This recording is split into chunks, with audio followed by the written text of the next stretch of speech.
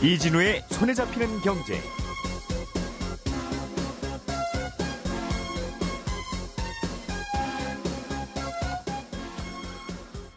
안녕하십니까, 이진우입니다. 미국 중앙은행 연방준비제도가 기준금리를 또다시 동결했습니다. 5번째 연속 동결입니다. 앞으로 배당을 늘리거나 자사주 소각으로 주주들에게 이익을 돌려준 기업에 대해서는 우리 정부가 법인세와 배당소득세를 깎아주겠다고 밝혔습니다. 국민연금을 애초 받을 나이보다 좀 더 앞당겨서 받는 조기 노령연금 수급자가 우리나라에 85만 명인 것으로 나타났습니다. 국민연금을 일찍 받으면 그만큼 수령액이 깎여서 손해를 보게 될 가능성이 높은데도 불구하고 이렇게 조기 수급자가 늘어나는 이유는 뭔지 잠시 후에 좀 분석해 보겠습니다. 3월 21일 목요일 손에 잡히는 경제 시작합니다.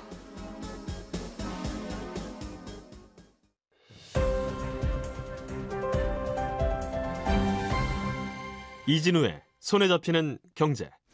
네, 오늘은 행복자산관리연구소 김현우 소장 그리고 박세훈 작가 일단 두 분과 함께 하고요. 잠시 후에 서은영 경제뉴스 큐레이터도 함께 하시겠습니다. 어서 오십시오. 네, 안녕하세요. 예, 미국이 새벽에 네. 기준금리를 동결했는데 그렇습니다. 이 소식부터 먼저 박 작가님 들어보죠. 동결할 거라는 건 뭐 거의 기정사실이어서 동결했다라는 것 자체는 그닥 새로운 소식은 아닙니다만 이번 금리 결정 회의를 사람들이 관심 있게 봤던 건 점도표 때문입니다. 이 점도표라는 건 기준금리를 결정하는 사람들이 앞으로 금리를 어느 정도로 전망을 하는지 이걸 점으로 찍어서 보여주는 건데요. 개인 생각. 그렇습니다. 일기장. 네, 그러나 무기명. 3월, 6월, 9월, 12월 이렇게 석 달에 한 번씩 발표가 되거든요. 예. 그러니까 오늘 발표되기 전 마지막 점도표가 작년 12월 거였어요. 근데 이번에는 금리는 동결하는데 네. 내 생각에는 올해 연말쯤 금리가 이럴 것 같긴 해. 그냥 네. 개인 생각이야. 한번 찍어보세요. 자유롭게. 그런 것들을 이제 설문조사를 한 거죠. 그렇죠. 연준의 그 금리 결정하는 그 사람들에게. 그렇습니다. 당시 12월 점도표에서는 올해 기준금리를 0.25%포인트씩 3번 내리는 걸로 전망이 됐었거든요. 예. 지금이 5.5%이니까 전망대로라면 올해 말 미국의 기준금리는 4.75%가 되는 거였습니다. 그래서 과연 작년 말의 전망이 이번에 달라졌느냐 아니면 그대로이냐 이게 관심이었던 건데 예. 결론부터 말씀드리면 올해 3번 내릴 거라는 전망은 그대로 유지가 됐고요. 다만 금리 결정하는 회의가 열리기 전에 시장에서는 올해 3번이 아니라 2번만 내릴 수도 있을 거다 이런 전망이 좀 강하게 퍼졌었거든요. 왜냐하면 실업률은 여전히 좀 낮은 상태로 유지가 되는 상황이었고 지난 1월과 2월의 물가지표가 다시 좀 오름세로 나오는 바람에 그러면서 아유 이러다가 금리 다시 생각보다 덜 내리는 거 아니야? 이런 생각들이 퍼졌던 겁니다. 네. 그러나 작년 말에 했던 전망대로 올해 3번 내리는 걸로 전망을 유지했다라는 게 오늘 발표된 주요 내용이고요. 그러니까 금리를 지금 당장 내려야 할 이유나 지표는 잘 안 보이긴 안 보이는데 네. 아유 그래도 금리 자체가 너무 높긴 높아. 예. 별일 없으면 내려야 돼. 그렇죠. 라는 생각들을 많이 한다는 그렇습니다. 뜻이군요. 그리고 이 결과가 영향을 미쳐서 그런 건지 미국 주식시장의 3대 지수 모두 사상 최고치를 기록했고요. 예. 경제 성장률 전망치도 오늘 같이 발표가 됐는데 작년 12월 말에는 올해 미국 경제가 1.4% 성장을 할 거다 이렇게 예. 전망을 했지만 오늘 발표에서는 2.1% 성장을 할 거라고 전망치를 상향 조정했습니다. 야, 이제 미국은 젊은 나라가 되어가고 있군요. 그렇죠. 하기야 뭐 계속 뭐 이민들 유입되고 뭐 그러니까. 그렇습니다.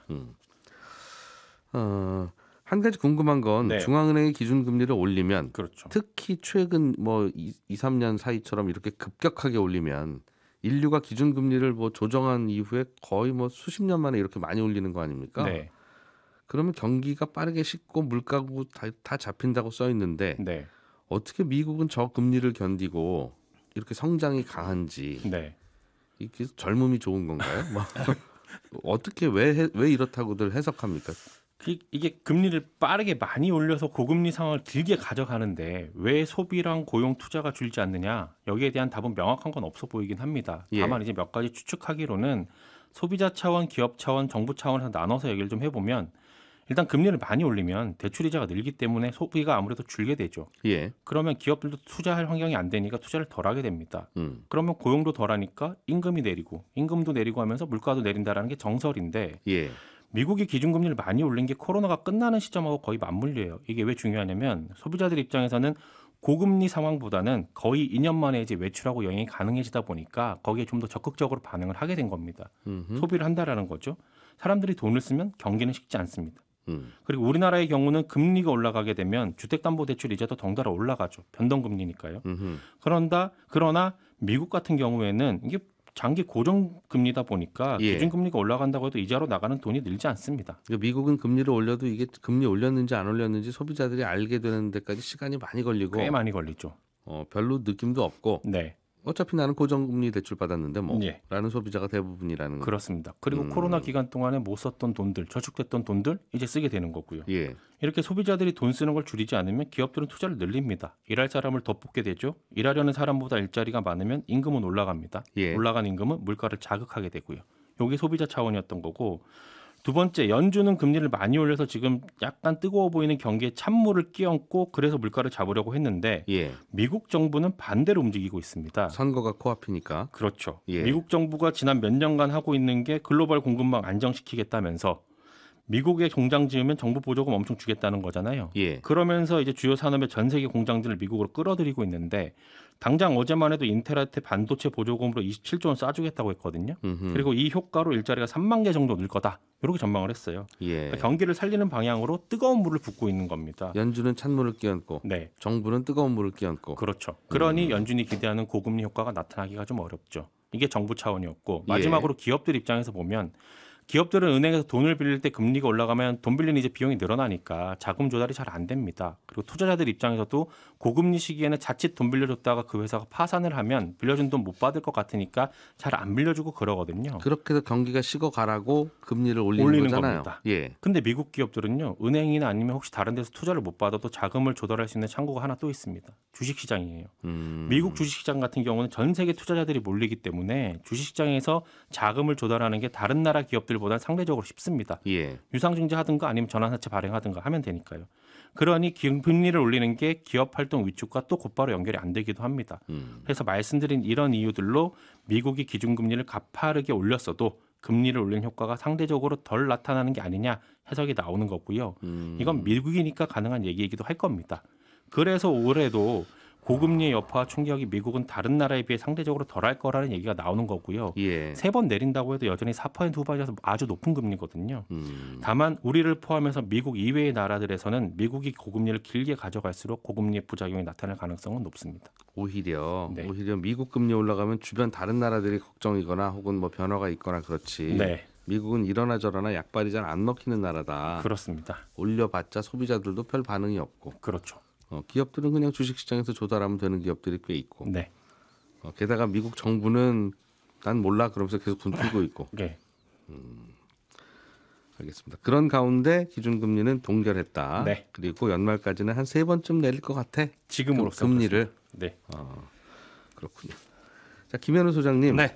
우리 정부가 코리아 디스카운트 해소를 좀 하겠다는, 네. 엄밀하게 말하면 좀 하라는 여론의 압박도 그렇죠. 있고 해서 뭐 좀 해봐야 되나 싶어 하는 것 같은데, 배당을 많이 해주는 기업에게는 법인세를 깎아주고 네. 그런 기업에 투자했다가 배당받는 그 주주들에게는 배당에 따른 세금을 또 깎아주고. 그렇습니다. 하기야 뭐 정부가 해줄 수 있는 게 세금 깎아주는 거 말고 다른 인센티브는 없죠. 뭐. 없죠. 뭐 박수를 쳐주겠습니까? 뽀뽀를 해주겠습니까? 해주고 싶을 텐데 그런다고 크게 인센티브가 되는 건 아니니까. 그렇죠. 예. 벌이 될 수 있죠. 뭐 벌까지 또 구체적으로 좀 얘기 좀 해주시죠. 네. 이 세금 깎아주는 제도를 마련했는데 이제 엊그제 열렸던 자본시장 선진화 전문화 간담회라는 곳에서 발표된 내용입니다. 말씀하신 대로 코리아 디스카운트, 우리나라 그 기업들의 주식 가격이 증시에서 너무 저평가돼 있다, 이런 문제를 좀 해소하자, 이런 내용들이 지난 2월에 나왔거든요. 그걸 기업들한테 어떤 혜택을 줄 것이냐라는 내용이 이제 공개가 된 건데요. 이게 대략적인 틀 정도입니다. 그러니까 배당 많이 해주는 기업에게는 법인세 깎아주고, 그런 기업에 투자 활발하게 하는 사람들한테도 혜택을 줄 수 있도록 그런 투자자들에게는 배당 소득세를 깎아주겠다. 근데 이제 세금을 어떻게 깎아주느냐, 요 디테일이 문제인데. 구체적으로. 예. 네. 먼저 투자자들이 배당 확대 기업으로부터 배당을 받으면 높은 배당 소득세를 경감해주겠다, 이런 내용이 담겨 있습니다. 제가 이제 확대 기업 그리고 높은이라는 표현을 조금 강조해 드렸죠. 예. 그러니까 현재 이자와 배당 소득은 15.4%의 세율로 분리과세됩니다. 예. 다만 이 이자와 배당 소득의 합계액이 개인당 연간 2천만 원을 초과하면 그때부터는 이제 다른 소득하고 합산해서 종합과세됩니다. 그럼 쉽게 얘기해서 세율이 네. 세율이 쭉 올라가는 거죠. 10억 원을 넘게 되면 최고 49.5% 절반 가까이가 이제 세금으로 나가게 되는데요. 연간 이자와 배당 소득이 그럼 2,001만 원이 되면 네. 그 2,001만 원의 전체에 대해서 종합소득세율로 적용하는 거예요? 아니면 넘어간 만 원에 대해서만? 이게 정확하게 말씀드리자면 예. 1원이라도 초과하면 종합소득으로 분리는 합니다. 예. 종합소득을 분리해서 종합소득으로 과세를 하는데 세율은 2천만 원까지는 15.4%를 부과를 하고 예. 초과되는 부분에 대해서만 다른 소득과 합산한 세율을 적용합니다. 2,001만 원이 되면 만 원에 대해서는 이건 그냥 월급으로 가정해서 세금을 내라고 하고 그렇죠. 2천만 원까지는 그냥 15.4%로 용돈으로 가정해서 용 싸게 세금 매기고. 네, 알겠습니다. 그렇게 되어 있습니다. 예. 그런데 이런 부분에 대해서 이제 세금 부담을 줄여주겠다라고 한다면은 뭐 여러 가지 방안이 있겠죠. 이게 어떻게 구체적인 내용이 나온 건 아닌데 투자 금액에 따라서 뭐 소득공제나 세액공제를 해주겠다. 지금도 뭐 벤처기업에 투자를 하게 되면 일정 금액까지는 소득에서 빼주는 예를 들어 벤처기업에 1,000만 원 투자했다. 그러면 연봉이 1억 원인 사람은 그냥 9천만 원으로 봐주겠다. 투자한 만큼 이런 식의 소득공제도 해주고 있거든요. 예. 그러니까 그런 소득공제를 해주거나 아니면 뭐 세액공제를 해주겠다. 혹은 세금을 매길 때 15.4%가 아닌 뭐 낮은 세율을 적용하겠다. 아니면 2천만 원 초과하면 세율이 올라간다고 말씀드렸잖아요. 예. 이런 금융소득 종합과세에서 배제해주겠다. 이런 이제 다양한 방안을 검토를 하고 있습니다. 뭐 검토 중이니까 확정돼봐야 알겠습니다만. 네. 그러니까 이제 앞으로 배당받는 소득에 대해서는 좀 세금을 싸게 매길게요가 아니라 아닙니다. 내가 배당받은 기업이 작년보다 올해가 배당이 더 확대된 기업일 경우에만 그렇죠. 그렇다는 건데. 그 포인트입니다. 확대된 기업. 그러니까 이거가 갖고 있는 거는 그 작년보다 배당을 확대해야 좋은 기업이지. 그렇죠. 작년만큼 배당하는 기업은 원래 저희는 배당 많이 하기 때문에 목에까지 차 있는 거예요. 최대한 하는 거예요라고 맞습니다. 하더라도 칭찬받을 기업은 아니라는 메시지라서. 전교 1등을 쭉 하던 학생한테 투자하면 그러니까 또 전교 1등이면 이건 공부 별로 안 한 거고. 그렇죠. 공부를 못하다가 갑자기 성적이 올라가는 그 학생은 칭찬하겠다는 건데. 맞습니다. 요럴 줄 알았으면 미리 못할 걸 그랬네요. 네, 못할 걸 그랬고 그다음에 사실 이게 투자자들도 깜깜이 투자가 될 수밖에 없어요. 전년도에 그런 배당을 안 한 기업을 찾아가지고 거기에 투자를 해야 되느냐? 근데 배당을 안 하는 이유는 뭐 여러 가지가 있잖아요. 네. 반드시 또 배당을 많이 하는 게 좋은 것도 아니고 사업이 어려울 수도 있고 혹은 다음 이듬해 뭐 투자를 늘릴 계획을 갖고 있거나 이런 여러 가지 사안이 있으면은 뭐 배당을 안 할 수도 있는 부분인데 그렇다고 한다면 이제 앞으로 내가 올해 투자하는 기업 중에 어떤 기업이 지난해보다 배당을 늘릴 것이냐. 어떻게 이렇게 하지? 이게 그러니까 이제 연말에 12월 말에 내가 어떤 회사 기업을 갖고 있느냐에 따라서 이미 정해지는 건데. 그렇죠. 12월 말쯤에는 이 회사가 배당을 작년보다 늘릴지 네. 안 늘릴지 그거는 상황이 어떤지. 그러니까 상황은 좋은데 배당을 안 할 수도 있고 덜 할 수도 있고. 맞습니다. 상황은 나빠도 배당을 더 할 수도 있고. 네. 상황도 좋고 배당도 좋을 수도 있는데 네. 이때쯤이면 회사 사장님도 그 상황을 모를 상황에 투자자들은 어떤 회사에 투자해야 내가 분리과세되고도 하는 건지 완전히 깜깜해서 동전 던지라는 얘기인데. 하나의 팁을 드리자면 승계될 가능성이 있는 회사라고 한다면 배당을 좀 늘리지 않을까. 승계요? 예, 무슨 기업이 승계될 오너 일가에게 승계될 가능성이 있는. 도련님이 물려받을. 잘 크고 계시는 그 네. 회사. 그 회사는 아버님 돌아가셔야 그렇죠, 배당 많이 그렇죠. 해요. 그렇게 돌아가셔서 이제 승계될 가능성이 곧 눈에 보이는 회사. 이게 이제 또 한 가지의 문제점인데요. 그러니까 그 기업에도 혜택을 주겠다고 했습니다. 그러니까 배당을 많이 확대해 주는 기업에는 이제 이 법인세를 좀 감면해 주겠다. 근데 이것도 어떻게 나와 있냐면 주주 환원 증가액의 일정 부분에 대해 법인세 부담을 완화하겠다라고 되어 있거든요. 예. 이것도 역시 증가액입니다. 그러니까 기존보다 배당을 많이 해준 일정 부분에 대해서 법인세를 깎아주겠다라는 거니까 조금 예. 전에 말씀해 주신 그런 부분도 또 동일하게 적용이 되는 거죠. 이미 배당을 많이 해줘 왔던 기업들은 별로 인센티브가 없고. 혜택이 없는 겁니다. 그러니까 정부가 그 인센티브 주기 전에는 네. 배당 좀 하세요 하더라도 말 안 듣고 배당 안 했던 안 하는 기업이 이번에 상 받는 거잖아요. 그렇죠. 이런 식으로 아무리 배당 늘리는 게 아쉽더라도 네. 정책 효과를 극대화하겠다는 취지는 이해가 되는데 그렇죠. 그래도 지금까지 잘했던 회사를 상대적으로 피해보게 만들어가면서까지 이렇게 정책을 하면 이런 거 자체가 코리아 디스카운트죠. 어느 나라가 이렇게 하겠어요. 그렇죠. 그래서 그런 이제 형평성이라든가 아니면 세제 일관성 같은 걸 고려한다면 이미 좀 배당을 확대해 원 기업, 뭐 예를 들어 평균보다 배당 성향이 높았다거나 아니면 배당금 증가율이 높았다거나 그런 기업들도 발라내서 예. 혜택을 뭐 소급해서 적용해두는지 하는 디테일이 필요할 텐데 그렇게까지 설계될지는 과연 좀 의문입니다. 그리고 또 이런 법인세 감면 혜택을 준다고 하더라도 과연 기업들이 그런 배당을 확대하는데 매력을 느낄 것이냐? 할 거냐? 예, 좀 전에 말씀드린 것처럼 이게 배당을 많이 해주면 그 기업의 주식을 많이 갖고 있는 오너가 제일 뭐 많이 받겠죠, 배당금은. 하지만 근데 나이 드신 아버지가 돈 그거 많이 받아봐야 어차피 상속세니까. 그렇죠. 회장님 나이가 이제 되고요. 70 넘어가기 시작하면 그때부터는 배당 안 하고 예. 쌓아뒀다가 돌아가시고 나서 이제 도련님이 물려받을 때나 그럴 아가씨가 물려받을 때 이제 물려받고 나면 그때 이제 배당 많이 해서 상속세 맞습니다. 내는. 네. 그게 이제 일반적인 방식이었거든요. 그러니까 법인세 깎아주는 거는 뭐 회사에게 좋은 일이지만은 이게 예. 오너 일가에 좋은 건 없으니까 과연 이렇게 움직일 것이냐라는 것도 의문이고요.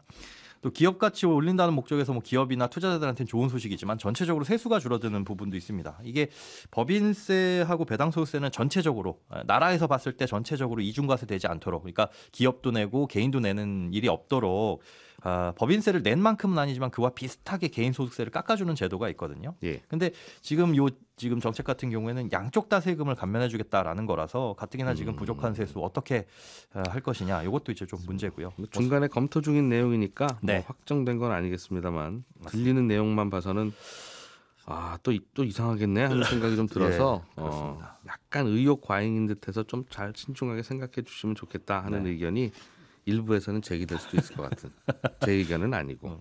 예. 예. 5월 초에 이제 확정된 가이드라인 나온다고 하니까 그때 다시 전해드리겠습니다. 자, 서은영 큐레이터가 준비해 오신 소식은 조기 노령연금 수급자가 늘었다는 건데 이제 국민연금 받을 나이 아직 안 되셨는데 아유 난 먼저 받기 시작해야 되겠어요. 먼저 주세요. 나 좀 금액을 깎아서 주셔도 좋아요 하는 신청자가 많다는 얘기네요. 맞습니다. 그러니까 이 조기 노령연금이라는 게 최대 5년까지 앞당겨서 받을 수 있거든요. 예. 그러니까 만약에 만 63세 계신 나이면은 58세부터 받을 수 있게 해주는 거예요. 그리고 이제 1년에서 5년 정도 앞당길 수 있는 건데 일찍 받으면 그만큼 수령액이 줄어서 손해를 봐서 손해연금이라고 이제 국민연금에서 손해연금이라고 부르고 싶어합니다. 예. 근데 이제 1년에 6%씩 5년이면 이제 최대 30%를 깎아서 받게 되는데 이런 손해를 무릅쓰고 최근에 이제 봤더니 국민연금을 미리 받는 사람들의 숫자가 작년 말 기준으로 85만 명까지 늘어났다는 거예요. 예. 근데 이 제도 도입된 게 이제 1999년인데 매년 평균 한 3-4만 명씩은 늘었거든요. 근데 작년 한 해에만 좀 8만 명 이상 늘었다는 게 좀 눈에 띄는 겁니다. 요거는 나 이래나 저래나 너무 돈이 없어서 빨리 받아야 되겠어요라는 분이 늘어났을 수도 있고 네.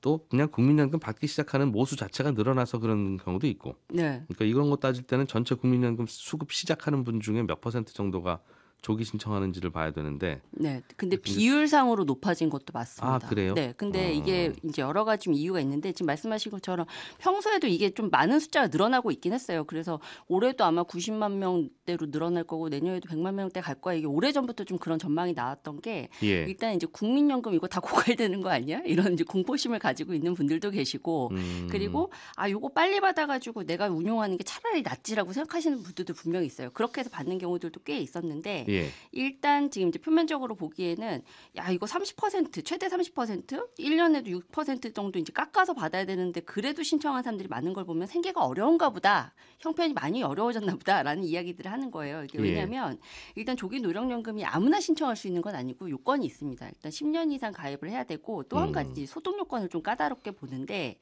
이게 이 제도 자체가 이제 워낙에 이 정년보다 일찍 은퇴해서 갑자기 이제 생활비 보전하기가 어렵게 된 경우 뭐 실직이나 건강 문제 있는 분들 이런 분들을 위한 제도거든요. 그래서 예. 이 소득 요건이 이 직전 3년간 국민연금 전체 가입자 평균 소득 월액을 넘으면 안 됩니다. 그러니까 상한선이 정해져 있는 거죠. 그 그래서 돈을 지금 네. 꽤 벌고 계신 분은 나 빨리 좀 받고 싶어요 해도 안 된다. 맞습니다. 그건. 그래서 이제 작년 기준으로는 한 286만 원 넘으면 안 되게 돼 있는데 예. 이제 요런 거 감안해도 그러면은 이제 요 소득 기준도 맞추지 않고 그리고 이 깎아서라도 받겠다라는 것을 보면 좀 형편이 어려운 분들이 많아졌다. 이렇게 해석이 가능. 가능한 건데 작년에 그럼 갑자기 왜 이렇게 튀었냐 이것만 가지고는 좀 설명이 안 되죠. 그래서 이제 두 가지 좀 변수가 있었다. 예. 이 하나가 작년에 국민연금 수급 개시 연령이 만 62세에서 만 63세로 늦춰진 해였습니다. 예. 그러니까 이 국민연금이 지금 재정안정 차원에서 4년에 한 번씩 수급 연령 나이 한 살씩 늦추고 있거든요. 근데 1960년생만 해도 이제 만 62세가 되면 받았으니까 예. 2022년에 연금 개시가 됐단 말이에요. 근데 갑자기 한 살 늦은 1961년생은 올해 못 받으세요. 2023년이 아니라 1년 더 기다리세요. 그래서 올해부터 받게 된 거예요. 그래서 그러니까 1년의 공백이 더 생긴 거죠. 소득 공백기를 견디기 어려운 분들이 좀 늘어서 그렇다. 맞습니다. 그래서 아마 요 영향이 한 가지 있었을 것이다라고 일단 국민연금 자체적으로 좀 분석을 하고 있고요. 매일 오후 12시부터 점심 먹다가 식당 문을 오후 2시에 연다고 하니까 네. 그냥 배고픔을 편의점 견디지 갈래 하는 못한 분들이 늘어난 거다 그건. 맞습니다. 네. 그리고 네. 이제 또 한 가지 이유를 좀 꼽자면 이거는 뭐 당장 최근에 바뀐 일은 아니긴 하지만 왜 2년 전부터 건강보험 피부영자 소득 기준이 연 3,400만 원에서 2천만 원으로 내려왔잖아요. 그게 무슨 말이죠 이게? 이게 이제 제가 만약에 이 자녀한테 피부양자 자격으로 이제 건강보험 그 지역 건강보험에 얹혀 있으려면 네, 얹혀 있으려면 부양가족 자격을 얻으려면 그러면 결국에는 나의 소득이 전에는 3,400만 원 이하면 괜찮았는데 예. 2천만 원 이하로 낮아졌어요. 아, 그러니까 2천만 원 넘으면 지역가입자 전환이 됩니다. 연소득이 2,001만 원만 돼도 아들 맞습니다. 딸한테 얹혀서 건강보험 안 되고 따로 내셔야 돼요. 맞습니다. 그런데 그거 따로 내시려면 시골에 땅도 계시네. 네. 뭐 이런 것까지 다 더해서 내니까 네. 이제 가능하면 요 2천만 원 안 넘기려고 하시는 분들이 많겠네요. 맞습니다. 근데 2천만 원에 그 소득 이 공적연금 수령액도 포함이 되거든요. 그거 계산할 때 국민연금 받는 것도 카운트한다. 네, 들어갑니다. 그래서 그 액수 줄이려면 미리 받기 시작해야 되네요. 네, 그래서 2천만 원 나누기 12 해보면 월 167만 원만 받아도 지역가입자 되셔야 되거든요. 그럼 이 부담이 상당합니다. 그래서 요거를 차라리 그럼 정상적으로 63세 개시해서 받느니 62세 개시해서 받느니 이해됐어요. 차라리 깎아서 받겠다라고 결정을 하시는 분들이 많아졌다는 거죠. 요거는 국민연금 가입할 때 계산할 때 네. 이분이 국민연금 받으시네. 그럼 이분은 당겨 받았었으면 83만 원. 지금 늦춰 받으시면 127만 원이면 83만 원으로 당겨 받는 기준으로 계산을 해서 해줘야 네. 굳이 필요 없는데 당겨 받지 않는 분들이 생기죠. 요거는 알고 계산하면 건강보험료 안 내고 모르고 계산 안 하면 건강보험료 내고 이러면 좀 이상하죠. 제가 이제 국민연금 받을 때가 다가오나 봅니다. 자꾸 이런 뉴스가 자꾸 신경 쓰이네. 네, 그래서 제도를 만들어주신 알겠어요. 분들께서 좀 참고를 해주시고요. 예, 여기까지 듣죠. 네, 그렇습니다. 저희는 내일 아침 8시 30분에 다시 모여서 경제 뉴스 재밌게 전해드릴게요. 이진우였습니다. 고맙습니다.